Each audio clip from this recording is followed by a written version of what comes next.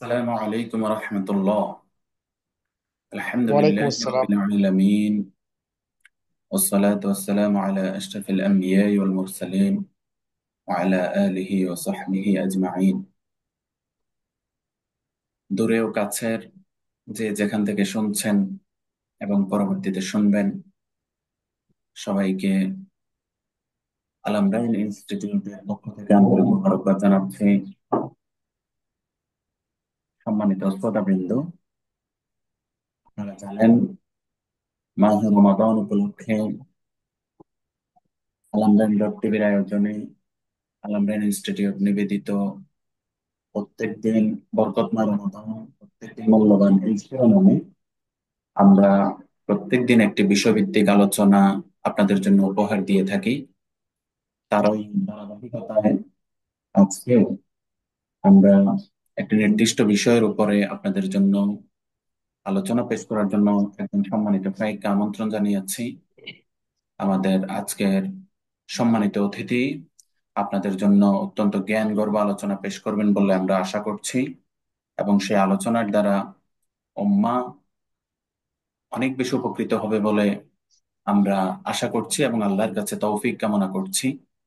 সম্মানিত শ্রোতাবৃন্দ, আমাদের মাহে রমাদানের নিয়মিত এই আয়োজনে আজকের নির্বাচিত বিষয় হলো মাহে রমাদানের অত্যন্ত গুরুত্বপূর্ণ বিষয় ইতিকাফ এবং লাইলাতুল কদর, এবং মাহে রমাদানের শেষ দশকের গুরুত্ব কি, সেই সাথে কিয়ামুল লাইল, এই সার্বিক বিষয়গুলোর উপরে আলোচনা পেশ করার জন্য আমাদের সাথে আজকে অতিথি হিসেবে যুক্ত হয়েছেন শেখ আব্দুল কাইয়ুম বিন জাহাঙ্গীর আলম। আমরা আজকের এই বরকতময় প্রোগ্রামের পক্ষ থেকে আমাদের সম্মানিত মেহমানকে আন্তরিক মোবারকবাদ জানাচ্ছি। সেই সাথে কথা আর না বাড়িয়ে নির্দিষ্ট বিষয়গুলোর উপরে সম্মানিত শেখকে আলোচনা পেশ করার জন্য সবিনয় অনুরোধ করছি। আসসালামু আলাইকুম ওয়া রাহমাতুল্লাহি ওয়া বারাকাতুহু। ইন্নাল হামদালিল্লাহি ওয়াহদাহু ওয়াসসালাতু ওয়াসসালামু আলা মান লা নাবিয়্যা বা'দা আম্মা বা'দ। ফাআউযু বিল্লাহি মিনাশ শাইতানির রাজীম। বিসমিল্লাহির রাহমানির রাহিম। ইন্না আনজালনাহু ফি লাইলাতিল মুবারাকাহ। ইন্না কুন্না মুনযিরিন ফিহা ইফরাকু কুল্লা আমরিন হাকীম। وقال الله تعالى في كلامه المجيد: إنا أنزلناه في ليلة القدر وما أدراك ما ليلة القدر ليلة القدر خير من ألف الشهر. تنزل الملائكة والروح فيها بإذن ربهم من كل أمر. سلام هي حتى مطلع الفجر. وقال النبي من صلى الله عليه وسلم: من قام ليلة القدر إيمانا واحتسابا غفر له ما تقدم من ذنبه. رواه البخاري. وعن أنس بن مالك قال: دخل رمضان فقال رسول الله صلى الله عليه وسلم: إن هذا شهر قد حضركم وفيه ليلة خير من ألف الشهر. من حرمها فقد حرم الخير كله ولا يحرم خيرها إلا المحروم. আলহামদুলিল্লাহ, সমস্ত প্রশংসা সেই মহান রব্বুল আলমিনের জন্য জ্ঞাপন করছি, যে মহান রব্বুল আলমিনের অশেষ মেহেরবানিতে আমরা আজকে 17ই রমজান আল আমরাইন ইনস্টিটিউট নিবেদিত বরকতময় রমজান প্রত্যেক দিন মূল্যবান এর পেজ থেকে বিষয়ভিত্তিক লাইভ আলোচনায় এসে কিছু কথা বলার সুযোগ পেয়েছি। এই জন্য সকলে বলি আলহামদুলিল্লাহ। এবার দরুদ ও সালাম পেশ করি আমাদের প্রিয় নবী, আমাদের আদর্শের শিক্ষক, মানবতার মুক্তির দূত, যার সুপারিশ ছাড়া আমরা জান্নাত লাভ করতে পারবো না, সেই নবীর প্রতি সকলে দরুদ ও সালাম পেশ করি সাল্লাল্লাহু আলাইহি ওয়াসাল্লাম। আপনারা যারাই দেখছেন দেশ ও বিদেশের বিভিন্নভাবে, যারা আজকে দেখছেন তাদের সকলকেই আল আমরাইন ইনস্টিটিউটের পক্ষ থেকে শুভেচ্ছা মোবারক জানিয়ে আমরা আজকে নির্ধারিত বিষয় আলোচনা শুরু করতে যাচ্ছি। আমরা প্রথমে সংক্ষিপ্তভাবে আলোচনা করব লাইলাতুল কদর নিয়ে, এরপরে সংক্ষিপ্ত আলোচনা করব ইতিকাফ নিয়ে, এরপরে সংক্ষিপ্ত আলোচনা হবে আমাদের রমজানের শেষ দশকের গুরুত্ব এবং কিয়ামুল লাইল। সম্মানিত দর্শক ও শ্রোতা মণ্ডলী, তো আসুন আমরা প্রথমেই লাইলাতুল কদর সম্পর্কে অবগত হই। লাইলাতুল কদর শব্দটি আরবি, এখানে দুইটি বাক্যে গঠিত হয়েছে লাইলাতুল কদর। লাইল শব্দের অর্থ হচ্ছে রাত, আর কদর শব্দের অর্থ হচ্ছে ভাগ্য, রজনী বা সম্মান ইত্যাদি। তো এই লাইলাতুল কদর শব্দটিটা আমাদের বাংলার বুকে বা বাংলাদেশে, ভারত পাকিস্তানে শবে কদর নামে পরিচিত রয়েছে।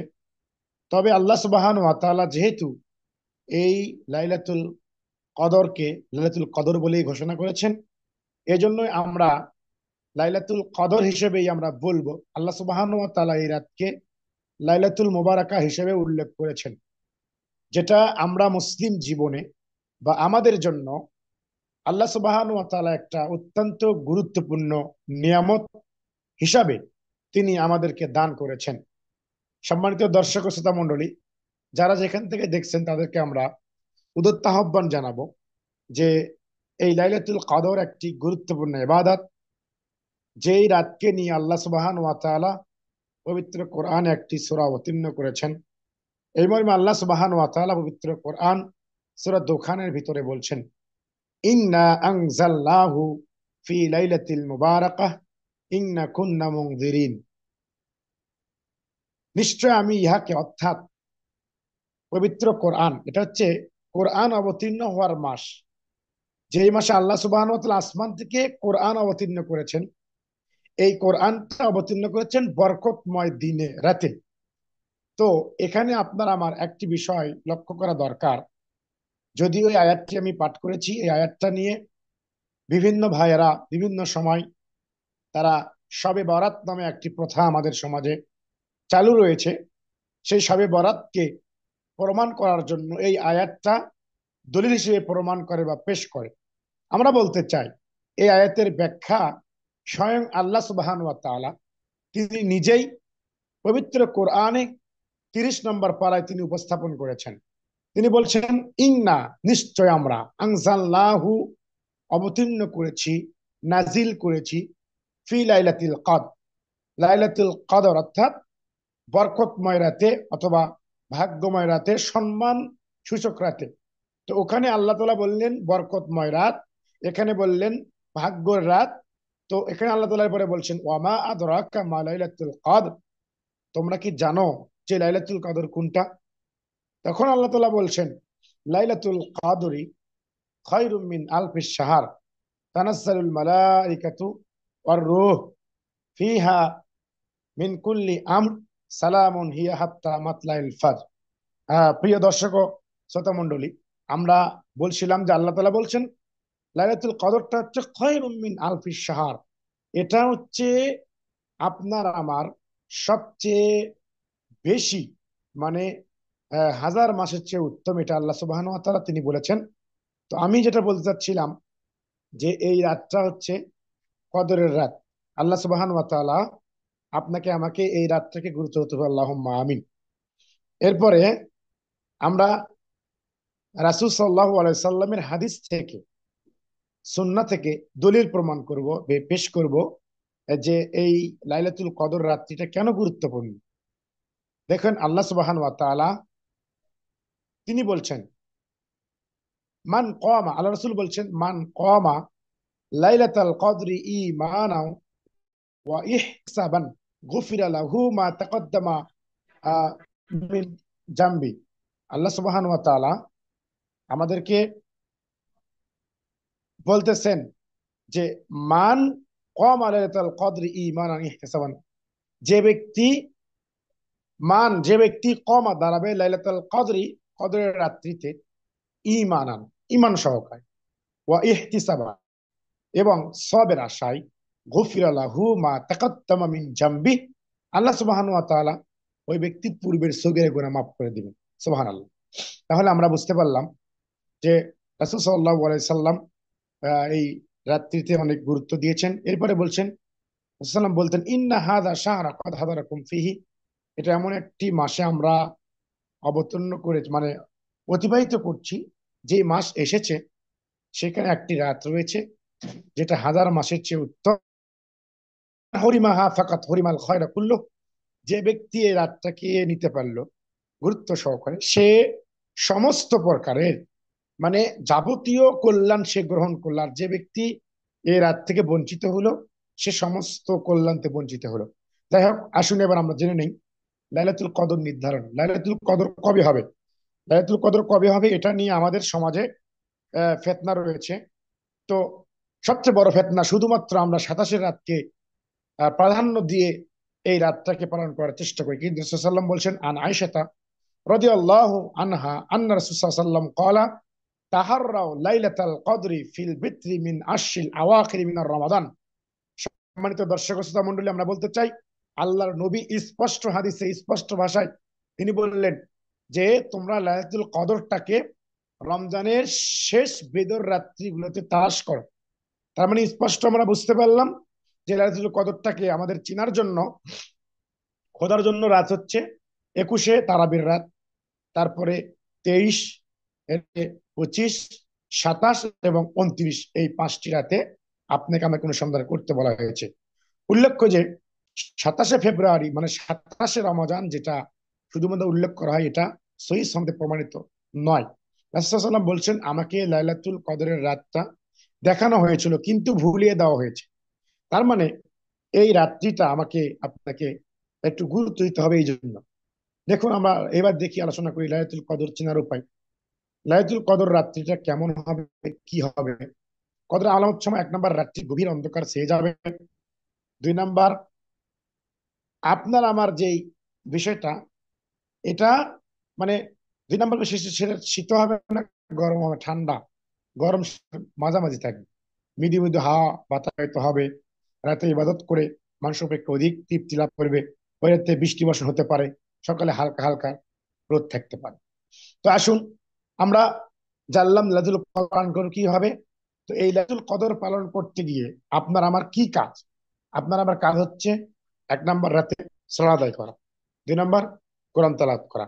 3 নম্বর, আল্লাহর কাছে দোয়া প্রার্থনা করা। আয়েশা রাদিয়াল্লাহু তাআলা আনহা তিনি বলেন যে হে আল্লাহর নবী, যে লাইলাতুল কদর রাত এটা, তাহলে আমি কি করব?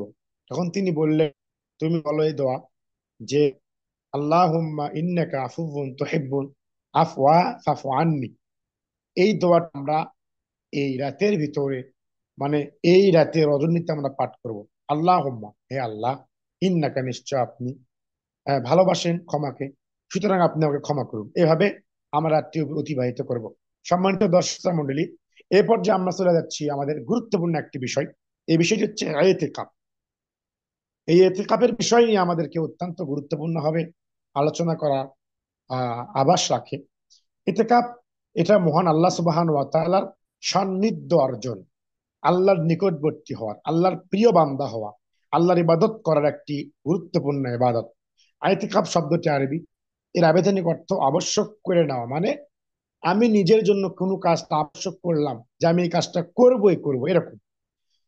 আহ নিরবচ্ছিন্নভাবে সম্পদ মানে সম্পাদনা করা বা একা একা থেকে নীরবে থেকে আমাদের ইবাদত করা। ইমাম বুখারী, ইমাম নববী বলেন যে শাব্দিক অর্থ হচ্ছে বন্দী থাকা, অবস্থান করা, আবশ্যকতা। শারঈ পরিভাষায় ইমাম বুখারী তিনি বলেছেন ইবাদতের ইচ্ছায় মসজিদে অবস্থান করা ইতিকাফ বলা হয়। ইতিকাফ 2 প্রকার। 1 নম্বর, সুন্নত ইতিকাফ, রাসূল সাল্লাল্লাহু আলাইহি সাল্লাম রমজানের শেষ দশকে করতেন। 2 নম্বর হচ্ছে ওয়াজিব ইতিকাফ, যেগুলো মানুষ আমরা আবশ্যক করে নেই বা আমরা বলি যে আমরা মানব করে মানব ইতিকাফ।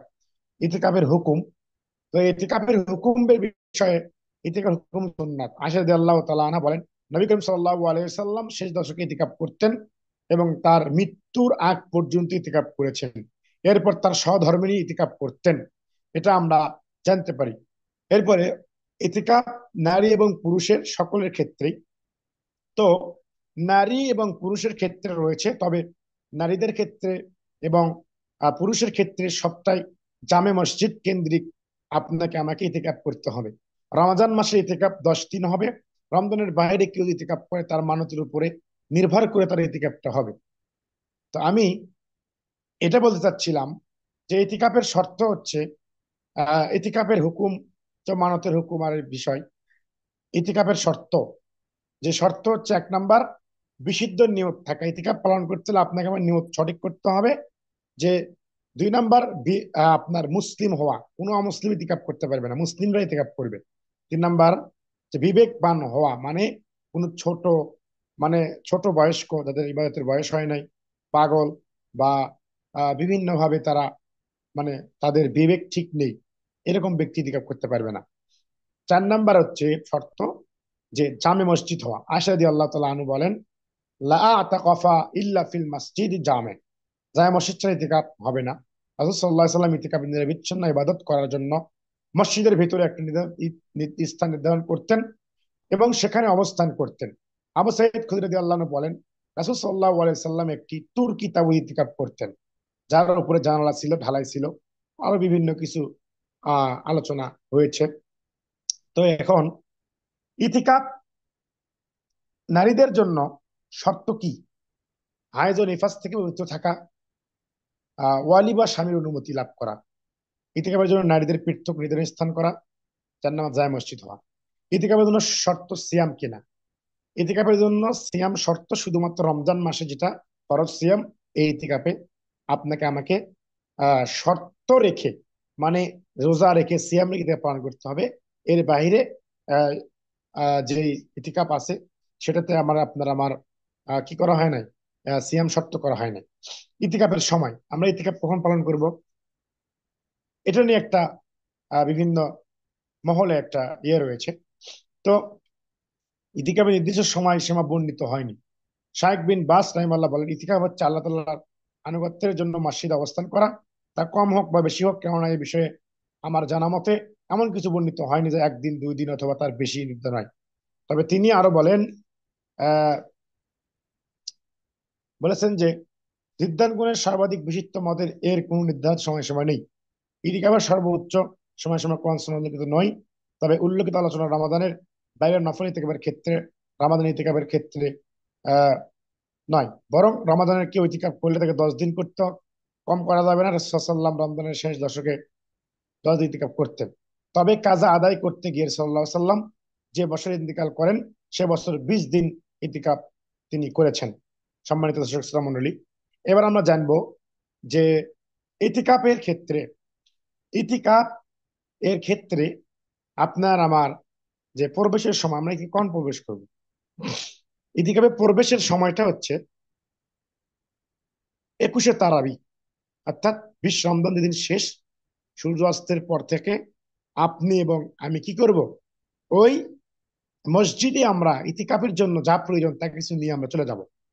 আর ইতিকাফ থেকে বাইরে হওয়ার সময় হচ্ছে রমজানের চাঁদ ওঠার পর, মানে ঈদের চাঁদ, শাওয়াল মাসের চাঁদ ওঠার পর পরেই আপনি আমি ইতিকাফ থেকে চলে আসতে পারবো।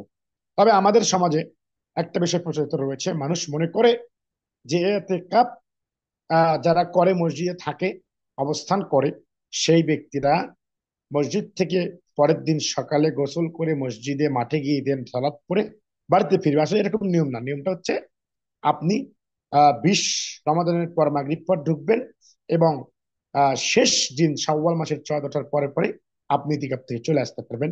এটাই হচ্ছে সুন্নাহ পদ্ধতি। তো ইতিকাফ অবস্থায় আপনার আমার অনেক কিছু করণীয় বা বর্জনীয় বিষয় থাকে। তো এই বিষয়গুলো নিয়ে আপনাকে আমাকে জানতে হবে। ইতিকাফ অবস্থায় যেই কাজ সমূহ করা বৈধ, 1 নাম্বার আবশ্যিক প্রয়োজনের বাইরে। আবশ্যিক প্রয়োজন বলতে কি? যদি মসজিদ থেকে টয়লেট বাথরুমটা একটু দূরে হয়, তাহলে সেক্ষেত্রে সে দূরে যাবে, সেখানে গিয়ে সেই টয়লেট বাথরুম করে আসবে। 2 নাম্বার আহ স্ত্রী বা পরিবারের সাথে সাক্ষাতে বের হওয়া। যেমন আমি যদি দিকে বসি, আমার পরিবারের কেউ আমার সাক্ষাৎ করতে আসে, আমি সেক্ষেত্রে মসজিদের দরজায় বা জানালায় এসে তাদের সঙ্গে প্রয়োজনীয় আহ সংক্ষিপ্ত হালকা কিছু কথাবার্তা বলা। এটা ইতিক অবস্থায় স্ত্রীর সাথে সাক্ষাতের প্রয়োজন করা যায়। সাল্লাম স্ত্রীগণ তার সাথে সাক্ষাৎ করতেন। 3 নাম্বার পরিচ্ছন্নতা অর্জন, চুল আঁচড়ানো, মাথা মুন্ডন করা, নখ কাটা, এলোমেলো অবস্থায় ময়লা থেকে পরিপাটি হওয়া, সুন্দর পোশাক পরা, সুগন্ধি ব্যবহার করা। আশা রাদিয়াল্লাহু আল্লাহ তাআলা আনহা তিনি বলেন, রাসূল সাল্লাল্লাহু আলাইহি ওয়াসাল্লাম মসজিদে কত ছিলেন, এমত অবস্থায় তিনি স্বীয় মাথা হুজরাত দরজায় দিয়ে আমার দিকে বের করে দিতেন এবং আমি তার মাথা ধুয়ে দিতাম। এবং রাবি মুদ্দাসার তার বর্ণনায় বলেন, আয়েশা রাদিয়াল্লাহু তাআলা আনহা তিনি বলেন, আমি ঋতুবর্তী অবস্থায় তার মাথা আশ্রিয়ে দিতাম। ঋতুবর্তী অবস্থায় আমি তার মাথা আশ্রিয়ে।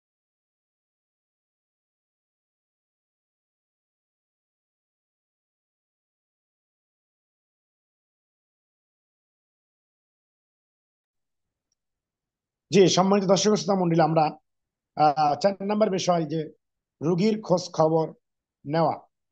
রোগীর খোঁজ খবর না মানে কোনো কারণে বাড়িতে গমন করলে এমত অবস্থায় দাঁড়িয়ে থেকে বাড়িতে অবস্থানকারী রোগীর ভালো মন্দ খবর নেওয়া আর কি।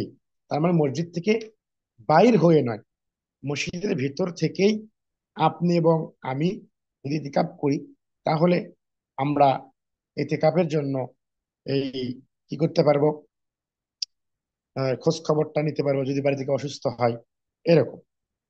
ইতিকাফ ভঙ্গের কাজ যা বলি, ইতিকাফ আমরা যে ইতিকাফে বসেছি আল্লাহর সন্তুষ্ট অর্জনের জন্য, তো এই ইতিকাফটা আমরা কি কাজ করলে নষ্ট হয়ে যাবে, ভঙ্গ হয়ে যাবে। দেখুন, 1 নাম্বার, কম সময়ের জন্য হলেও প্রয়োজন ছাড়া ইচ্ছাকৃত বাইরে যাওয়া। কেননা মসজিদ অবস্থান করা ইতিকাফের অন্যতম প্রধান রোকন। আয়েশা রাদিয়াল্লাহু তাআলা আনহা সাল্লাল্লাহু আলাইহি সাল্লাম এর ইতিকাফ সম্পর্কে বলেন, তিনি মানবীয় প্রয়োজন ছাড়া বাড়িতে প্রবেশ করতেন না। 2 নম্বর, স্ত্রী সহবাস করা। ইচ্ছাকৃত ভাবে স্ত্রী সহবাস করলে ইতিকাফ ভঙ্গ হয়ে যাবে। এমনকি স্ত্রীকে চুম্বন বা স্পর্শের মাধ্যমে বীর্যপাত হলে ইতিকাফ বাতিল হয়ে যাবে। এছাড়া এমনিতে তাদের সম্পর্ক স্পর্শ করা বৈধ। তাছাড়া বলেন, ওয়ালা তুবাশিরুহুন্না ওয়া আনতুম আকিফুনা ফিল মাসাজিদ তিলকা হুদুদুল্লাহ ফালা তাকরাবুহা। আর তোমরা তাদের সাথে সহবাস করো না মসজিদে ইতিকাফ অবস্থায়, এটা আল্লাহর সীমারেখা, অতএব তার নিকটবর্তী হয়েও না। এই আয়াতে ইবনু তাইমিয়া রাহিমাহুল্লাহ বলেন, জৈবিক উত্তেজনা ব্যতীত স্ত্রীর সাথে মেলামেশা করা যাবে, তবে বিপরীত উত্তেজনা নিয়ে তার সাথে মেলামেশা করা নিষেধ। সম্মানিত দর্শক শ্রোতা মণ্ডলী, আমরা আলোচনা করছিলাম এতেকাপ নিয়ে। তো এতেকাপের উপকারিতা কি, ইতিকাপ কেন করব আমরা, আরেকটা বিষয় ক্লিয়ার করি যে এতেকাপ আমরা আমাদের সমাজে প্রচলিত রয়েছে যে এতেকাপ বলি আমরা ফরজে কেফায়া, একজন আদায় করলে হয়ে যাবে এমন। আসলে এতেকাপ ফরজে কেফায়া নয়, এতেকাপটা হচ্ছে সুন্নাত, সুন্নতের তরিকা। তো আমাদের পক্ষে সম্ভব হলে ইতিকাফটা পালন করা আবশ্যক। মানে ইতিকাফের কাজা আদায়, রাসূলুল্লাহ সাল্লাল্লাহু আলাইহি ওয়াসাল্লাম একবার রমাজানে ছেড়ে দেওয়া ইতিকাফ পরবর্তী শাওয়াল মাসে কাজা আদায় করেছিলেন। আয়েশা রাদিয়াল্লাহু আনহা বলেন, রাসূলুল্লাহ সাল্লাল্লাহু আলাইহি ওয়াসাল্লাম রমজানের শেষ দশকে ইতিকাফ করার অভিপ্রায় প্রকাশ করলে আয়েশা রাদিয়াল্লাহু আনহা তার কাছে ইতিকাফ করার অনুমতি প্রার্থনা করায় তিনি তাকে অনুমতি দিলেন। এরপর হাফসা আয়েশা রাদিয়াল্লাহু আনহা এর নিকট অনুমতি চাইলে তিনি তাকে অনুমতি দিলেন। তা দেখে জায়নাব বিনতে জাহাস নিজে সালাম ফজর সালাত আদায় করে নিজের তাঁবুতে ফিরে এসে কয়েকটি তাঁবু দেখলেন। তাঁবু সাল্লাম বলেন, তারা কি নেকি পেতে চায়? আমি আর ইতিকাফ করব না। তারপর তিনি ফিরে আসলেন। পরে সিয়াম শেষ করে শাওয়াল মাসে 10 দিন ইতিকাফ পালন করলেন।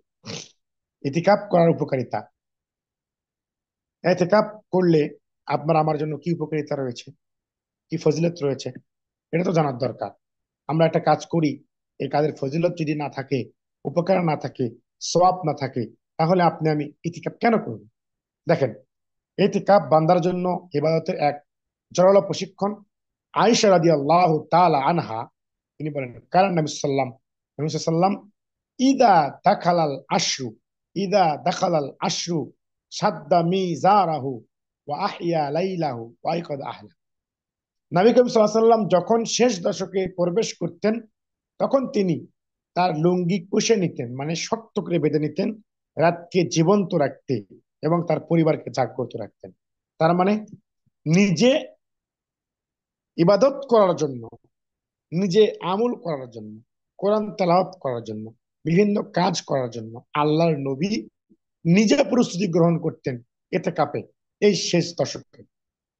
তো এই শেষ দশকের ভিতরে এবং তার পরিবার, ছেলে মেয়ে, আত্মীয় স্বজন সকলকেই এই বিষয়টা নিয়ে করার জাগাতেন।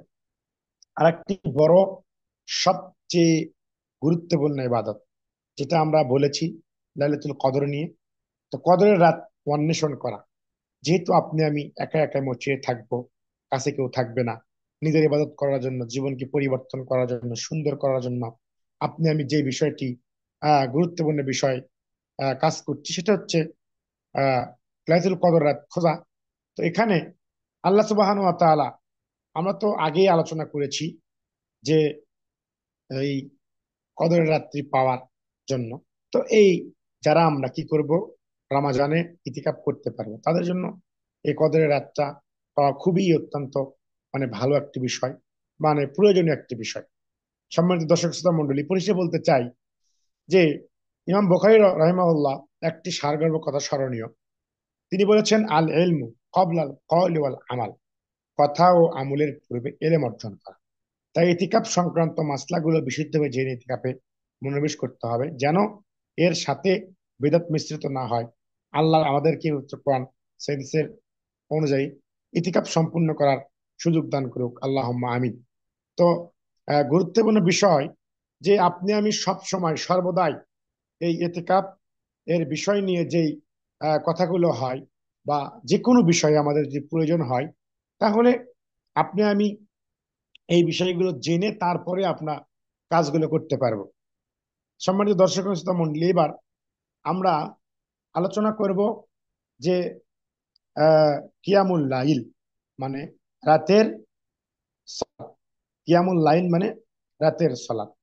তো এই কিয়ামুল লাইলটা আমরা যেই বিষয়টা বলি, বা আহ কিয়ামুল লাইল, সেটা হচ্ছে একটি আহ গুরুত্বপূর্ণ ইবাদত, যেটা তারাবির সালাত বলে থাকি আমরা। আবার কেউ বলে থাকি যে আমরা আহ রাতের যে সালাত, সেই কথা আমরা বলে থাকি।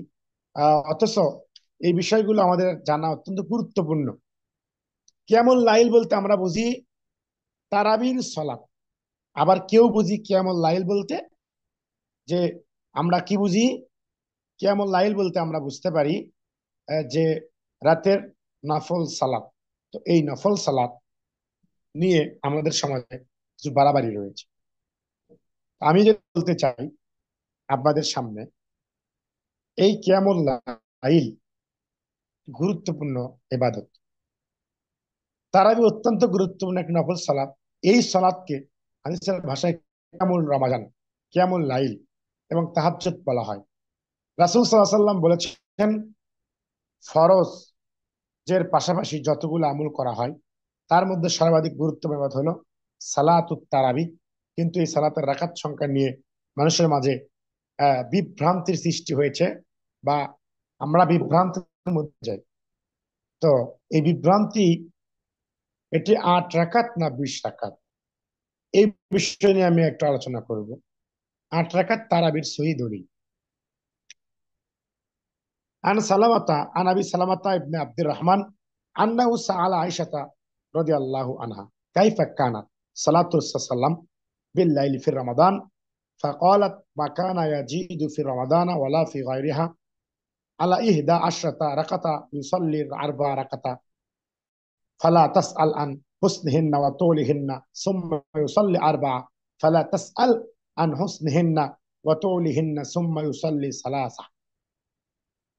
আবু সালামা রাদিয়াল্লাহু আনহু তিনি বলেন, ইবনু আব্দুর রহমান আয়েশা রাদিয়াল্লাহু আনহা একদিন আয়েশা রাদিয়াল্লাহু আনহাকে জিজ্ঞেস করলেন, রাসূল সাল্লাল্লাহু আলাইহি রমজানের রাতে সালাত কেমন ছিল, রমজানের রাতে সালাতটা কেমন ছিল, কেমন ভাবে সালাত আদায় করতেন। উত্তরে তিনি বললেন, রাসূল সাল্লাল্লাহু আলাইহি সাল্লাম রমজান মাসে এবং রমজানের বাইরে 11 রাকাতের বেশি সালাত আদায় করতেন না। তার মানে তিনি প্রথমে 2+2 4 রাকাত পড়তেন। তারপরে আবু সালামা বলেন, তার সৌন্দর্যতা সম্পর্কে জিজ্ঞেস করো না। এরপরে 2+2 4 রাকাত পড়তেন। সুন্দর সম্পর্কে তোমার জিজ্ঞেস করো না। অতঃপর তিনি 3 রাকাত পেতেন। হাদিসটি প্রায় সকল হাদিসেই গ্রন্থে বর্ণিত। এর অতঃপর তিনি 3 রাকাত ভিতর পড়তেন। হাদিসে প্রায় সকল হাদিসে বর্ণিত রয়েছে যেই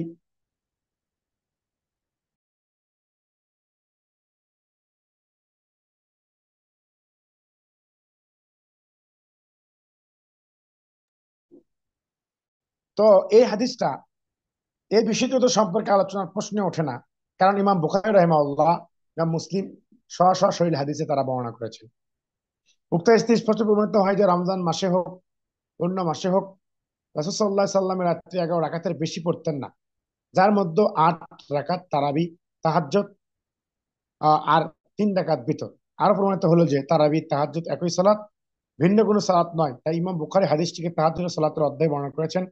আবু সালামা আয়েশা রাদিয়াল্লাহু আনহাকে সাল্লামের রমাদান মাসের রাত্রি সালাত সম্পর্কে জিজ্ঞাসা করেছেন, তারপর তার জবাবে তিনি 11 রাকাত বলেছেন। আর স্পষ্ট হাদিস যে সাল্লাল্লাহু আলাইহি সাল্লাম রাত্রিকালীন অবস্থা সম্পর্কে অন্যান্য আহ দের চেয়ে মা আয়েশা রাদিয়াল্লাহু আনহা সবচেয়ে বেশি জানবেন। কোনটি?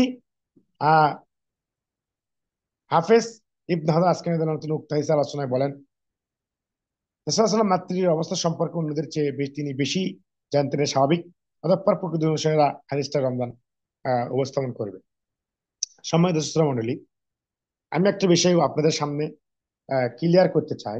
বিষয়টা হচ্ছে কিছু আলেম ওলামা তারা বলেছে বা প্রমাণ করেছে, করতে চাই যে এই 8 রাকাত তারাবি পড়া মানে বেদাত। হানাফি মাযহাবের বিভিন্ন আলেম ওলামা, এমনকি তিরমিজির ব্যাখ্যা আহ তিরমিজির ব্যাখ্যাতে উল্লেখ করেছেন যে 8 রাকাত পড়া সুন্নাত, কিন্তু 20 রাকাত বা আরো বেশি, এর বেশি সালাত পড়েছেন কেউ কেউ এই হাদিসের ভিত্তিতে, যে সালাতুল লাইলি মাসনা মাসনা, আম হাদিসের ভিত্তিতে।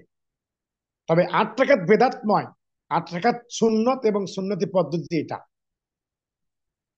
সম্মানিত দর্শক শ্রোতা মণ্ডলী, তাহলে আমি বলতে চাই আপনাদের এই কথা যে হানাফি মাযহাবের বড় একজন আলেম এদিন মোল্লা আলী কারি হানাফি রাহিমাহুল্লাহ, তিনি তার কিতাবের মধ্যে উল্লেখ করেছেন মেরকাতুল মাফাতি মিশকাতের ভাষ্য গ্রন্থে যে 8 রাকাত সালাত পড়া, 3 রাকাত বেতের পড়া সুন্নত, এর বাকি বাইরে পড়া এটা নিয়ে ইখতিলাফ আছে। তবে বলেছে জায়েজ বা পড়ে, তবে 8 রাকাত পড়া সুন্নত, আমরা সুন্নত পড়বো, আমরা সুন্নত আদায় করবো ইনশাল্লাহ। এরপর আমি আপনাদের সামনে 20 রাকাতের বিষয়ে কিছু অবস্থা আপনাদের সামনে উপস্থান করতে চাই। তা হচ্ছে আন ইবনে আব্বাস রাদিয়াল্লাহু তাআলা আনহু কানা ইউসাল্লি ফি রমাদান 20 রাকাতা বিত। ইবনে আব্বাস হতে বর্ণিত, রাসূল সাল্লাল্লাহু আলাইহি ওয়াসাল্লাম রমজানের মাসে 20 রাকাত সালাত আদায় করতেন এবং বিতর পড়তেন। তাহকিক বর্ণনার একমাত্র এটি মাত্র সূত্র যা কয়েকটি গ্রন্থে বর্ণিত হয়েছে। এর সনদে আবু সারাহ ইব্রাহিম ইবনে ওসমান নামক একজন রাবী রয়েছে, যে মুহাদ্দিস গুণের ঐক্যমতে জয়ীব। অনেক মুহাদ্দিস তাকে মিথ্যুক বলেছে, এজন্য হাদিসটি জয়ীব এবং জাল। বর্ণনাটি সে প্রকৃত পক্ষেই অকেদ, সেজন্য ইবনু আবি শাইবা উক্ত অধ্যায়ে শেষে বিষয় উল্লেখ করে দিয়েছেন। শাইখ আলবানী তিনি হাদিসটাকে মাউজু বলেছেন। সম্মানিত দর্শক শ্রোতা মণ্ডলী, আমরা বলছিলাম যে তারাবির সালাত নিয়ে। তো যাই হোক, আমাদের এক কথায় উত্তর যে আপনি এবং আমি যারা কোরআন এবং সুন্নাহর অনুসারী, কোরআন মানতে চাই, হাদিস মানতে চাই, আল্লাহ রাসূলকে অনুসরণ করতে চাই, তারা সহিহ হাদিসের প্রতি আমল করব এবং সেই অনুযায়ী আমরা কাজ বাস্তবায়ন করবো। আল্লাহ সুবহানাহু ওয়া তাআলা আমাদেরকে সহিটা বুঝে সহি বোঝার তৌফিক দেন, আল্লাহুম্মা আমিন। তো এখন প্রশ্ন আসবে আপনার সামনে, আমার সামনে, যে ওমর রাদিয়াল্লাহু আনহু চালুকৃত 11 রাকাতের সহি দলিল। ওমর রাদিয়াল্লাহু আনহু 20 রাকাত চালু করেছেন, এর পক্ষে তিনি আবার পরবর্তীতে কি করেছেন? 11 রাকাত চালু করেছেন। আনিস সাইব বিন ইয়াজিদ আন্নাহু ক্বালা আমারা ওমর ইবনে খাত্তাব উবাই ইবনে কাব ওয়া তামিম আদ-দারি আন ইয়াকুমা লিন-নাসি বি-11 রাকাতা। যে সাইব ইবনে ইয়াজিদ রাদিয়াল্লাহু আনহু বর্ণিত, তিনি বলেন ওমর রাদিয়াল্লাহু আনহু উবাই ইবনে কাব ও তামিম আদ-দারিকে লোকদেরকে নিয়ে 11 রাকাতের সালাত আদায়ের নির্দেশ প্রদান করেছেন। উপরোক্ত হাদিসগুলো অনেক হাদিসের গ্রন্থে বর্ণিত রয়েছে, যার সবগুলোই সহি। আল্লামা নামভি হানাফি তার আসারুস সুনান গ্রন্থে হাদিসের সনদের সম্পর্কে বলেন এই হাদিস সনদ সহি। শাইখ আলবানী সহি বলেছেন। ওমর রাদিয়াল্লাহু সাব্যস্ত হয়েছে যে 11 রাকাতে নির্দেশ করেছেন, তেমনি প্রমাণিত হয়েছে সাল্লামের 11 বেশি পড়তেন না।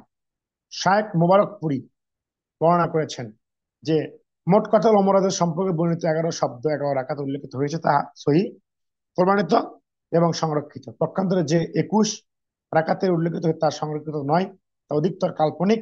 উল্লেখযোগ্য যে উক্ত মর্মে আরো সহি হাদিস রয়েছে। 20 রাকাত তারাবির প্রতি ইজমা দাবি, এটা গ্রহণযোগ্যতা কত গ্রহণ প্রচলিত আছে যে ওমর রাদিয়াল্লাহু আনহুর যুগে 20 রাকাত তারাবির সালাত এর উপর ইজমা হয়েছে। ফলে এর উপর মুসলিম উম্মাহ আমল স্থায়ী হয়েছে। ইবনে কুদামা ওমর রাদিয়াল্লাহু আনহু এর যুগে কথিত 20 রাকাতের বর্ণনা উল্লেখ করেছেন। হাদা কাল ইজমাই, এটা যেমন এটা যেন ইজমার ন্যায়। অতঃপর উক্ত বক্তব্য নকল করেছেন উমদাতুল কারি প্রণেতা আল্লামা বদরুদ্দিন আইনি হানাফি রাহেমাহুল্লাহ। অথচ উক্ত বক্তব্য দ্বারা কখনো ইজমা প্রণীত হয় না। এদিকে মেরকাতের প্রণেতা মোল্লা আলী কারি হানাফি রাহিমাহুল্লাহ 1000 বছর পর অত্যন্ত জোর দিয়ে বলেছেন 20 রাকাত তারাবির উপর সাহাবীদের কোনো ইজমা করেন নি। উক্ত দাবি সম্পূর্ণ বানোয়াট, ভিত্তিহীন।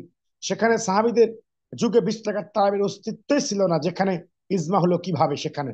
1000 বছর পর এই দলিল, কারণ যখন বিষয়টি স্পষ্ট হয়ে গেছে, সাল্লাম নিজে 11 রাকাত তারাবি পড়েছেন, ওমর রাদিয়াল্লাহু আনহু 8 রাকাত পড়তে গেছেন, তখন 20 রাকাত তারাবি বিলুপ্ত প্রায়। এমনকি এক সন্ধিহানে ইজমার দাবি তোলা হয়েছে। এই উদ্ভট ঘটনা সমাজে এমন ভাবে ছড়ানো হয়েছে যেন আল্লাহর পক্ষ থেকে নতুন ভাবে ওহী নাযিল করে। নাউযুবিল্লাহ। মাযহাব ভিত্তিক রচিত ফিকহি গ্রন্থের সময় বলা হয়েছে যে ইমাম মালিক তিনি মসজিদ নববীতে 36 রাকাত তারাবি পড়তেন, যদিও কথাটি সঠিক নয়। বিশেষ করে মোল্লা আলী কারি আল্লামা আইনউদ্দিন রাহিমাহুল্লাহ বিভিন্ন ধরনের সংখ্যা উল্লেখ করেছেন। উমদাতুল কারির প্রণেতা 46, 41, 39, 36, 34, 28, 24, 20, 11 বিভিন্ন রাকাতের আমল ছিল বলে উল্লেখ করেছেন। তাহলে ওমর রাদিয়াল্লাহু তাআলা আনহুর জামানায় মদিনায় 20 রাকাতের উপর ইজমা হয়েছে, কথাটি কিভাবে সঠিক হতে পারে? এটা কি বিভ্রান্তকর নয়? এটা প্রমাণিত হয় যে ওমর রাদিয়াল্লাহু আনহুর যুগে ইজমার দাবি সম্পূর্ণ উদ্ভট, ভিত্তিহীন, বানোয়াট কথা এবং বানোয়াট কাজ। সম্মানিত সম্মানী, আমরা বলতে চাচ্ছিলাম যারা দেখবেন যে সহিহ হাদিস দ্বারা প্রমাণিত হয়েছে যে ওমর রাদিয়াল্লাহু 11 রাকাত তারাবি পড়ার নির্দেশ দিয়েছেন। তারা খেলাফতের সময়ও জনগণ 11 রাকাত তারাবি পড়তেন, সেটাও সহিহ দ্বারা প্রমাণিত হয়েছে। মোট কথা, তার সময়ে 20 রাকাত তারাবি ছিল না, তাহলে 20 রাকাতের উপর ইজমা কখন হলো?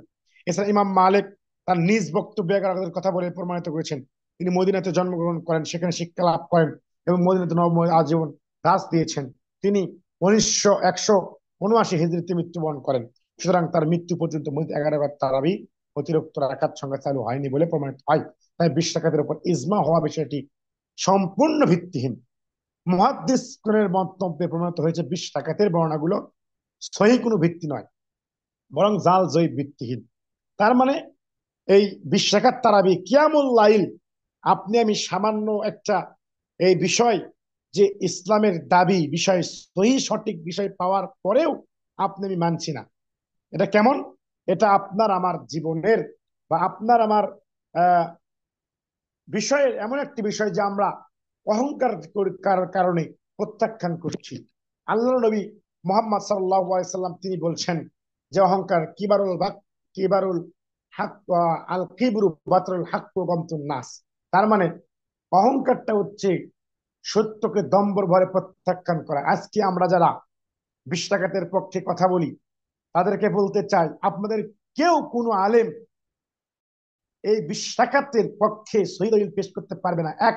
2 নাম্বার, 8 রাকাত এবং 3 রাকাত 11 রাকাত যেই তারাবি রয়েছে, এই তারাবি যে বেদাত, এটা প্রমাণ করার মতন কোন হাদিস কোরআন এবং সিদে বর্ণিত হয় নাই। বরং প্রত্যেকটা হানাফি মাযহাবের মোল্লা আলী কারি হারাফি সহ আরো যারা রয়েছে, তারা প্রত্যেককেই বলেছেন 11 রাকাত মানে বেতের 3 রাকাত সহ 8 রাকাত তারাই পড়া সুন্নাত।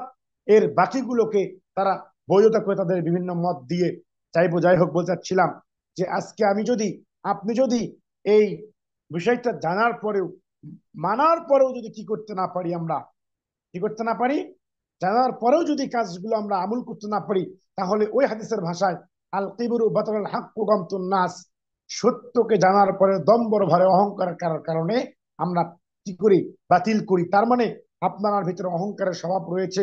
এই কারণে আজকে রাসূলের সুন্নাহ, রাসূলের সহিহ হাদিস থেকে আমরা বাতিল এবং মানে মানে ভুল হিসেবে বর্ণনা করছি। তাই আসুন, আমরা যারা ভুল পথে রয়েছি, যারা অসৎ পথে রয়েছি, যারা গোমরাহির মধ্যে লিপ্ত রয়েছি, তাদেরকে আহ্বান জানাবো আপনি এবং আমি এই কাজগুলো যেন সঠিকভাবে কাজগুলো করতে পারি। যাই হোক, আমি আপনাদের সামনে আর কয়েকটি কথা বলে শেষ করব। যে মক্কা মদিনার দোহাই দেওয়া হয়, মক্কা মদিনার দোহাই দেওয়া হয়, মক্কা মদিনায় হারামে 20 টাকার তারায় পড়া হয়, এতে প্রমাণিত হয় যে সাহাবের যুগ থেকে এই ধারা চলে আসছে। আমরা বলবো মসজিদে হারাম ও নবাবিতে সাহাবিদের আমল যদি শরীয়তের দলিল হয়, তাহলে শুধু তারাবির ক্ষেত্রে কেন, অন্যান্য আমলের ক্ষেত্রে কেন হয় না?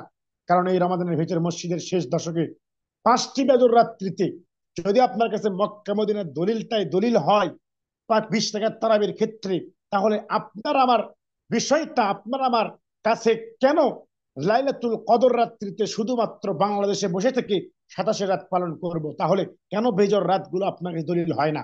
তার মানে আপনার শুধুমাত্র আপনাদের নিজেদের কথাগুলোকে টিকানোর জন্য আপনি আমি এই কাজগুলো করে থাকি। সম্মানিত দর্শক শ্রোতা মণ্ডলী, বলতে চাই, যদি আমরা মক্কা মদিনার উদাহরণ দেই, এই বছর যেই ফতোয়া দেওয়া হয়েছে, যেই ফতুয়াকে নিয়ে বাইতুল মোকাররমের সর্বোচ্চ পর্যায়ের খতিব সাহেব আব্দুল মালিক সাহেব মিথ্যা প্রতিপন্ন করেছে, রাসূলের হাদিসকে অপন্ন করেছে, তিনি রাসূলের সুন্নাহকে অপদলিত করেছেন। তিনি বলেছেন মক্কা মদিনার নাকি 11 রাকাত সালাত তারাবি করা এটা নাকি ইহুদিদের চক্রান্ত। আপনার মতো একজন মানুষ, যিনি জাতীয় মসজিদের খতিব, যিনি জাতীয় মসজিদের খতিব, তার কাজ হচ্ছে জাতিকে নিয়ে কাজ করা। যিনি জাতীয় মসজিদের খতিব হবেন, তার দায়িত্ব হচ্ছে এই বাংলার জমিনে যারা মুসলিম দাবি করে তাদের প্রত্যেকটার বিধান শুনে তার হাদিস অনুযায়ী তার সেই রেফারেন্স দেওয়া। তাহলে বলতে চাই, আমি আব্দুল মালিক সাহেব, যিনি আমাদের খতিব সাহেব জাতীয় বাইতুল মোকাররমের, তিনি জানা আমার রয়েছে অনেক জ্ঞানবান, অনেক বড় একজন আলেম, তিনি একজন হাদিস বিশারদ, তিনি একজন পণ্ডিত, তিনি একজন আলেম, আমরা এটা জানি, শুনেছি বা দেখতে পাই। কিন্তু তার হাদিসের ব্যাখ্যাগুলো করাতে এবং মক্কা মদিনার যেই সালাতটাকে নিয়ে তার যেই আহ মন্তব্য করেছে, এটা কোশ্চিন কালো মানে শুভনীয় নয়। এটা কোশ্চিন কালো একজন একজন বিদগ্ধ আলেমের কথা হতে পারে না। তাই আমরা বলতে চাই, আপনি জাতির কাছে এসে এই বিষয়ে ক্ষমা প্রার্থনা করবেন যে আসলে আমি এই কাজটা সঠিক করি নাই, যে একটু ভুল ছিল। সম্মানিত দর্শক শ্রোতা মণ্ডলী, যাই হোক, আমি আপনাদের সামনে আর কিছু বলতে চাই না। আহ বিষয়টা এমন যে আপনি এবং আমি যেই কাজগুলোই করি না কেন, কোরআন এবং হাদিস দ্বারা হতে হবে। আজকে আপনি আমি ক্ষমতা পেয়ে গিয়েছি, তার মানে মানুষের মাঝে ফিতনা ছড়াবেন? আপনি বলবেন আহলে হাদিস তারা ইহুদিদের দালাল, আপনি বলবেন এরা টাকা কামানোর জন্য, ডলার কামানোর জন্য সৌদিতে যায়, পশ্চিম কালো নয়। আপনারা হাজির সাহেব হজ করতে যান, যারা উমরা উমরা করতে গিয়েছে, তারা সেখানে গিয়ে দেখে বুকে হাত বাঁধছে, জোরে আমিন বলছে। এগুলো দেখার পরেও এগুলো দলিল হিসেবে গ্রহণ করতে চায় না, শুধুমাত্র 8 টাকার তারাবি নিয়ে তারা মারামারি করে। 8 টাকার তারাবি যদি আমি না পড়ি, বা 10 টাকার তারাবি, 20 টাকার তারাবি না পড়ি, তাহলে তো কোনো সমস্যা নেই, এটা সুন্নত একটা আমুল। কিন্তু এই যে আরো সুন্নত আমুল করলে আপনার আমার সব রয়েছে, কিন্তু আপনাদের যে আরো বিধান রয়েছে সেগুলো আপনারা তো কখনো বলেন না। সেখানে জানাজার সালাত কেমন হয় আর আপনাদের বাংলাদেশে জানাজার সালাত কেমন পড়ি? সেখানে জানাজার সালাত হয় সূরা ফাতিহা পাঠ করতে, চার থাকবে সূরা ফাতিহা, এরপর হয় সূরা, অন্য একটা সূরা যুক্ত হয়, এরপরে দরুদ পড়া হয়, এরপর মাইতে দোয়া পড়া হয়। আর আমরা আমরা কি করি? আমরা কি করি? আমরা সানা পাঠ করি। রাসূল বলছে সালাত, সূরা ফাতিহা সালাত হবে না, আর আপনি আমি সানা পাঠ করে জানাজা পড়লাম। এটা কোন কোন ধরনের মানে তরিকা, কোথায় পেলেন আমরা? তো যাই হোক, আমরা ওইদিকে যাচ্ছি না। আমরা আহ আলোচনা শেষ পর্যায়ে চলে এসেছি। আমরা আলোচনা শেষ করতে চাই। এর পূর্বে আমি আবার আপনাদের সামনে একটি বিষয় বলতে চাই। ইমাম বুখারী রাহিমাহুল্লাহ তিনি বলেছেন কিতাবুস সালাত তারাবি, তারাবির অধ্যায় নামক সহিহ হাদিস বুখারীতে সে নাম উল্লেখ করেছে। সেখানে তিনি 11 রাকাতের নামে মাশারাদি হাদিসটা উল্লেখ করেছেন। কিন্তু ভারত, পাকিস্তান, বাংলাদেশের সাফা সহিহ বুখারীতে থেকে উক্ত শিরাম বাদ দেওয়া হয়েছে। এটা এক প্রকার তত্ত্ব সন্ত্রাস। এর কারণ হলো প্রচলিত আছে যে তারাবি তাহাজ্জুদ পৃথক সালাত, তারাবি এবং তাহাজ্জুদের সালাত একই সালাত, এর মধ্যে কোনো পার্থক্য নেই, অর্থাৎ এই সালাত হচ্ছে 11 রাকাত। সম্মানিত দর্শক মন্ডলী, আমরা আর বেশি কথা না বলে আমরা আজকে এখানে আলোচনা শেষ করবো ইনশাল্লাহ। তো আসুন, আমরা যে আলোচনা করলাম এবং আমাদের যে এই আল আমরাইন টিভি এর পক্ষ থেকে আমরা যেই আলোচনা করার সুযোগ পেলাম, এবং আপনি এবং আমি আলোচনা করার আহ আপনি এবং আমি আলোচনা করার জন্য যেই সুযোগ পেলাম এবং আপনি আমি যেটা শুনলাম, এটা যেন আল্লাহ সুবহানাহু ওয়া তাআলা আমাদের কিয়ামতের দিন ওসিলা নাজাত ওসিলা করে। এবং সঙ্গে সঙ্গে আমি এই আমরাইন টিভিকে আমি উম, ধন্যবাদ জানাই যে আল্লাহ সুবহানাহু ওয়া তাআলা আপনাকে আমাকে যে এই কথাগুলো বলার সুযোগ করে দিয়েছেন এই রমাদান মাসে, বা এই রমজান মাসে আপনাকে আমাকে গুরুত্বপূর্ণ ইবাদত বা এই রমজান মাসে যে এই কথাগুলো বললাম, আমি চেষ্টা করেছিলাম আপনাদের সামনে লাইলাতুল কদর সম্পর্কে স্পষ্ট করার, এবং এতিকাফ সম্পর্কে স্পষ্ট করার, এবং আপনার আমার যে কিয়ামুল লাইল, তারাবির সালাত কয় রাকাত হবে, সব বিষয়ে মোটামুটি আমি দলিল ভিত্তিক রাখার চেষ্টা করেছি। তবে আমি একটা কথা বলতে সর্বশেষে, যে সৌদি আরবের দোহাই দিয়ে আপনার আমার যে শুধু তারাবির সালাতকে আপনারা আমাদের সামনে উপস্থাপন করেন, কিন্তু আর বিষয় আমলগুলো গ্রহণ করেন না, বলতে চাই শুধু তারাবি নয়, তারাবি তো 11 রাকাত সৌদিতে হয়ই, এটা কোনো সন্দেহ নেই, এবং তারা বুকে হাত বাঁধে সন্দেহ নেই, এবং তো জোড়ায় মেরে কোনো সন্দেহ নেই, এবং আরো সন্দেহ নেই যে যেখানে সুন্নাত পদ্ধতি দেশ চলে, কিন্তু আমরা পারি না। তো ওই যে বললাম, বাইতুল মোকাররমের খতিব সাহেব যে কথা বলেছেন, এটা আমরা প্রতিবাদ জানাই, নিন্দা জানাই, যে তিনি এই কাজটা আসলে সঠিক করে নাই। তিনি জাতির সঙ্গে ওই জাতীয় মসনদে বসে মানুষকে তিনি ধোঁকা দিচ্ছেন, এবং মানুষকে বিভিন্নভাবে ইসলাম থেকে দূরে চেষ্টা করছেন। তাই আসুন আমরা সহি এবং সহি কোরআন এবং সুন্নাহ হাদিস দ্বারা এই লাইলাতুল কদর এবং সব ইতিকাফ এবং লাইলাতুল কদর এবং আরেকটা বিষয় হচ্ছে কিয়ামুল লাইল, এই বিষয়ে জ্ঞান অর্জন করার পূর্বে আমরা জ্ঞান অর্জন করতে হবে। বুখারীতে হাদিসের রেফারেন্স বা একটা অধ্যায় পেয়েছে যে আহ, আমুলের পূর্বে, কথা এবং কাজের পূর্বে, আমুলের পূর্বে আপনাকে এলেম অর্জন করতে হবে। তাই আসুন আমরা এই বিষয়গুলোতে বেশি বেশি এলেম অর্জন করে এরপরে ইতিকাফ, এরপরে লাইলাতুল কদর এবং যেই আমাদের তারাবির সালাত, এগুলো আদায় করার চেষ্টা করি। আমি আল আমরাইন টিভিকে এই প্রত্যেক দিন যেই তারা আহ আপনাকে আমাকে ইসলামিক আলোচনা করার মতন সুযোগ দিয়েছেন, বা দেশ এবং জাতির স্বার্থে সারা দেশের নেটে সুযোগ করে দিয়েছেন, আল্লাহ সুবহান তাদেরকে এর বিনিময়ে কল্যাণকর কল্যাণ দান করি এবং বরকত দেন, আল্লাহ আমিন।